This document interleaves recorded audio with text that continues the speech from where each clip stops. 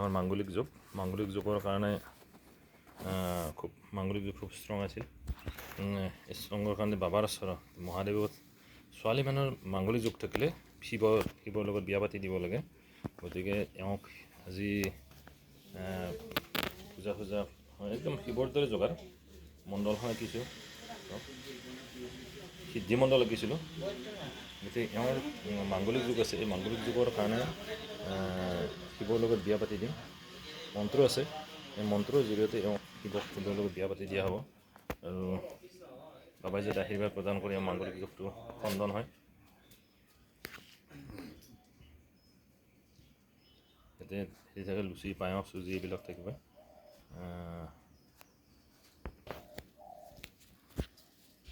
এইখন মণ্ডল আঁকিছিলোঁ মই সিদ্ধিমণ্ডল আঁকিছিলোঁ। সিদ্ধিমণ্ডল কাৰ্যসিদ্ধি হয়, সেইকাৰণে সিদ্ধিমণ্ডল আঁকিব লাগে। আৰু যিটো এখন মাংগলিক যুগ খণ্ডনৰ কাৰণে ঘট স্থাপন কৰি ঘট বিসৰ্জন হয়।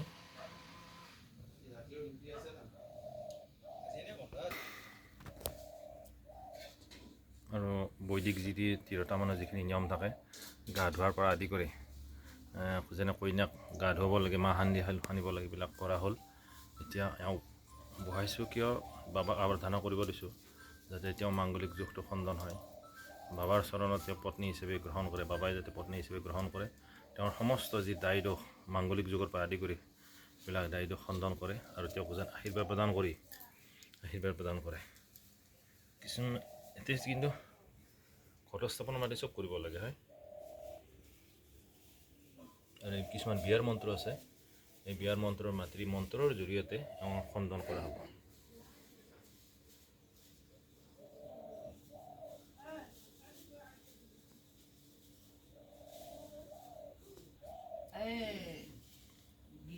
এতে মই বঢ়িয়া লাগে, এই গীতা তাতে আছে যদি নিচোন মই যাই দিম।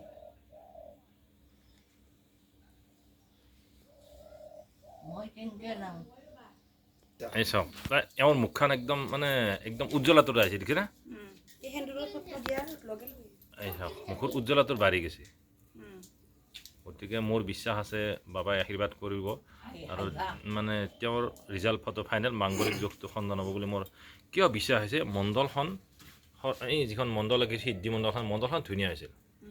লগতে এওঁক চাওক, ফটোটো দিয়াৰ পিছত এওঁৰ আগৰ যিটো মই গৌৰৱ মাৰি কোৱা নাই, মুখৰ উজ্জ্বলতাটো বাঢ়ি গৈছে, হয়নে নহয়?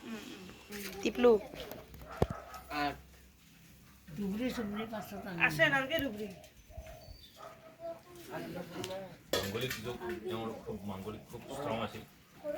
মাংগলিক যুগত ছোৱালীবিলাকে হ'লে ভোলেনাথ বাবাৰ লগত পূজা কৰিব লাগে, বাবা স্বামী হিচাপে গ্ৰহণ কৰিব লাগে।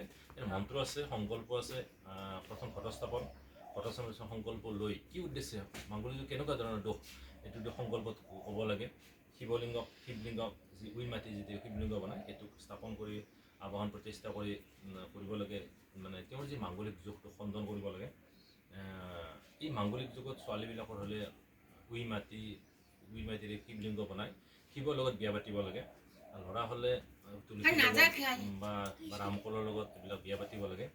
যিটো তেওঁৰ ছোৱালীৰ ক্ষেত্ৰত বাবাৰ লগত আজি খুবেই ভাল দিন। বিষাৱেৰুঢ়, তাৰপিছত কাৰ্যসিদ্ধি হয়। মণ্ডলখন আঁকিছোঁ, সিদ্ধিমণ্ডল আঁকিছোঁ। গতিকে মোৰ বিশ্বাস আছে, মোৰ আশীৰ্বাদ আছে, তেওঁ আজি এই মাংগলিক যুগটো খণ্ডন হওক, বাবাও তেওঁক আশীৰ্বাদ প্ৰদান কৰক। সঁচাকৈ ভাল পাইছোঁ। ইয়াৰ যিটো মুখৰ ডেজলিংটো আহি গৈছে, চাওকচোন, মুখৰ ডেজলিংটো আহি গৈছে। গতিকে এওঁ ৰিজাল্ট পোৱাটো মোৰ খুবেই বিশ্বাস হৈছে। ফল পাওক। গতিকে এই ফলেৰে মই এজন সাধাৰণ ব্ৰাহ্মণ হিচাপে আশীৰ্বাদ দিছোঁ, মোৰো নাম থাকিব। গতিকে বিশ্বাস হৈছে কি মণ্ডলখন ধুনীয়া হৈছে, প্লাছ এওঁৰ যিটো মুখৰ এটা ধুনীয়া ডেজলিং আহি গৈছে, এই ৰিজাল্ট পোৱাটো ফাইনেল।